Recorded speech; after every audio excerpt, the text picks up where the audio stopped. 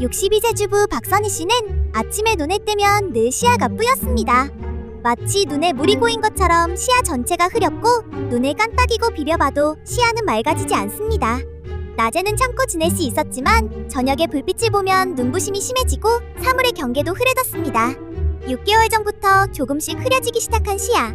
하지만 박선희 씨는 자연스러운 노화 때문이라고 생각했고 안경을 맞췄지만 시력은 나아지지 않았습니다. 익숙한 얼굴도 바로 알아볼 수 없을 정도로 일상생활에 불편함을 느낀 박 씨는 결국 병원을 찾았습니다. 그리고 병원에서 듣게 된 뜻밖의 진단에 박선희 씨는 두려움에 사로잡혔습니다. 대체 박선희 씨의 눈에는 무슨 일이 벌어진 것일까요? 놀랍게도 원인은 각막 손상. 그렇다면 지금부터 흐려진 시야의 정체, 각막 손상의 미스터리를 파헤쳐볼게요. 안녕하세요. 여러분의 건강을 지키는 레디엘 인사드려요. 오늘은 안과 조경진 교수님과 함께 각막 손상에 대해 알아볼게요. 각막이란 무엇이고 우리 눈에서 어떤 역할을 하나요? 각막은 눈의 가장 앞쪽에 있는 투명한 조직으로 카메라의 렌즈와 같은 역할을 합니다. 빛이 눈 안으로 들어올 때 가장 먼저 통과하면서 빛을 굴절시켜 망막에 정확하게 초점을 맞추도록 도와줍니다. 각막이 깨끗하고 투명해야 선명한 시력을 유지할 수 있기 때문에 시력에 매우 중요한 구조입니다. 각막에 문제가 생기는 원인에는 어떤 것들이 있어요? 각막 질환의 원인은 다양합니다. 손톱이나 이물질에 의한 외상, 세균이나 바이러스에 의한 감염, 그리고 원추각막 또는 각막 이상증 같은 유전적 질환도 있습니다. 또한 콘택트 렌즈를 잘못 사용하거나 눈이 심하게 건조한 경우에도 각막에 손상이 생길 수 있습니다. 그럼 각막 질환의 초기 증상은 무엇이고 어떤 신호를 놓치지 말아야 하나요? 초기에는 눈이 흐릿하게 보이거나 눈부심이 심해지고 이물감이나 통증이 나타날 수 있습니다. 눈이 충혈되거나 갑자기 시력이 떨어지는 경우도 중요한 신호입니다.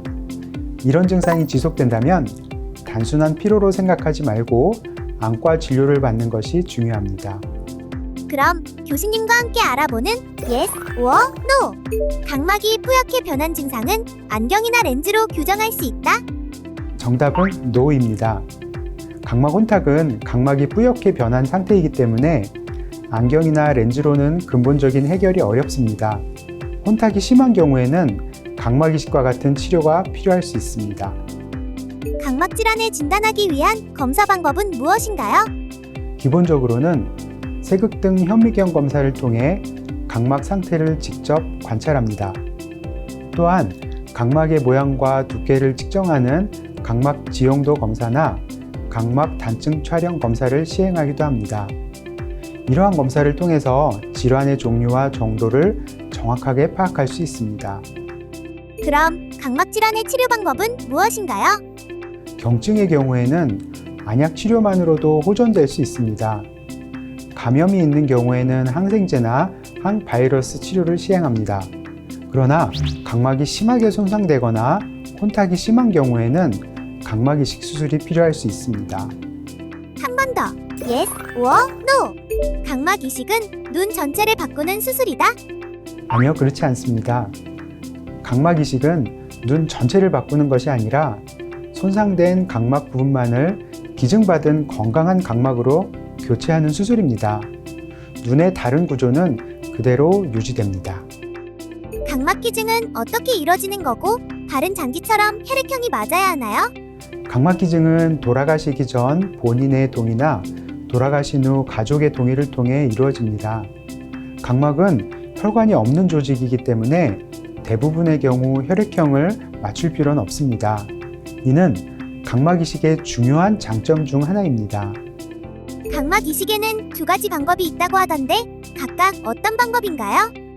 전층 각막 이식은 각막 전체를 교체하는 방법이고, 부분층 각막 이식은 손상된 층만 선택적으로 교체하는 방법입니다. 최근에는 가능한 경우 정상 조직을 보존할 수 있는 부분층 이식을 많이 시행하고 있으며 회복이 빠르고 거부 반응 위험도 낮은 장점이 있습니다. 그럼 각막 이식 수술은 어떤 과정으로 이루어지나요? 각막 이식 수술은 손상된 각막을 제거한 후 기증받은 각막을 봉합하는 방식으로 이루어집니다.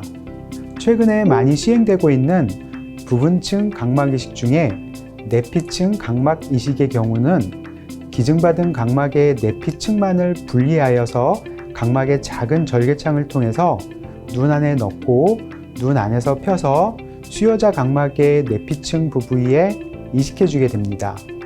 수술 시간은 약 1시간에서 2시간 정도 소요되며 대부분 안전하게 시행됩니다. 다시 한번 알아보는 yes or no. 각막 이식 후에는 평생 약을 먹어야 한다? 그렇지 않습니다. 다른 장기 이식의 경우처럼 평생 약을 복용해야 하는 것은 아닙니다. 다만 고위험군의 경우 거부 반응을 예방하기 위해 일정 기간 동안 약물을 복용하는 경우도 있습니다. 환자 상태에 따라 사용 기간이 달라질 수 있습니다. 각막 이식 후에 시력을 회복하기까지는 시간이 얼마나 걸리나요? 일상생활은 보통 수술 후 수주 내에 가능하지만 시력이 완전히 안정화되기까지는 수술 종류에 따라 다른데 수주에서 수개월이 걸릴 수도 있습니다. 각막이 잘 자리 잡고 회복되는 데 시간이 필요하기 때문입니다.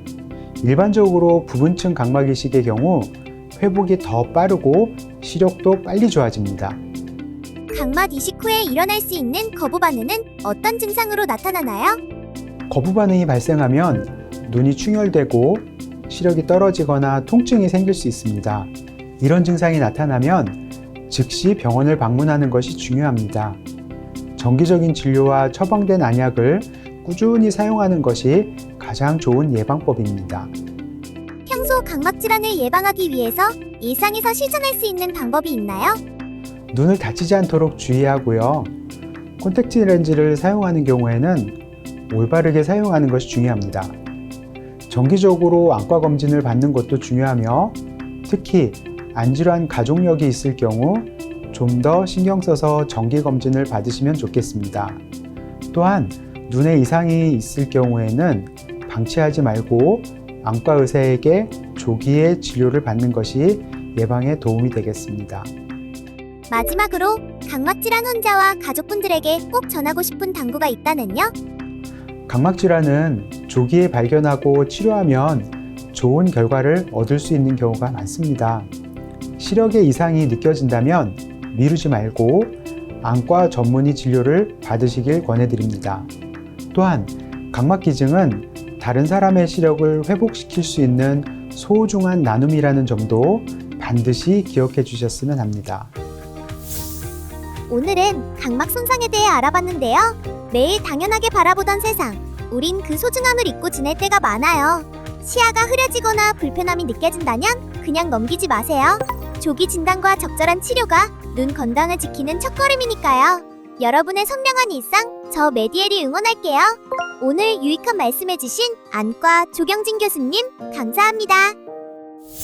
메디엘의 각막 손상 미스터리 완벽 해결. 각막은 눈 가장 앞쪽에 있는 투명한 조직으로 눈으로 들어오는 빛을 굴절시켜 망막에 초점을 맞추는 역할을 해요.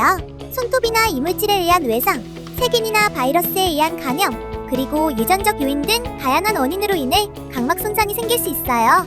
각막 질환이 생기면 눈이 흐릿하게 보이거나 눈부심이 심해지고 이물감이나 통증, 충혈, 시력 저하 등이 발생할 수 있어요. 병원에서는 현미경으로 눈의 앞쪽을 살피는 세균등 현미경 검사, 각막의 모양과 두께를 측정하는 각막 지형도 검사 등을 통해 각막 질환의 종류와 정도를 파악해요. 각막 질환이 경증인 경우에는 안약 치료로, 감염이 있는 경우에는 항생제나 항바이러스 치료와 같은 비수술적 치료를 시행해요. 하지만 각막이 심하게 손상된 경우에는 손상된 각막을 기증받은 건강한 각막으로 교체하는 각막 이식 수술을 통해 각막 질환을 치료할 수 있어요. 평소 각막 손상을 예방하기 위해서는 눈을 다치지 않도록 주의하기, 콘택트 렌즈를 올바르게 사용하고 관리하기, 정기적으로 안과 검진받기, 눈에 이상이 있으면 방치하지 말고 조기에 진료받기를 꼭 기억하세요.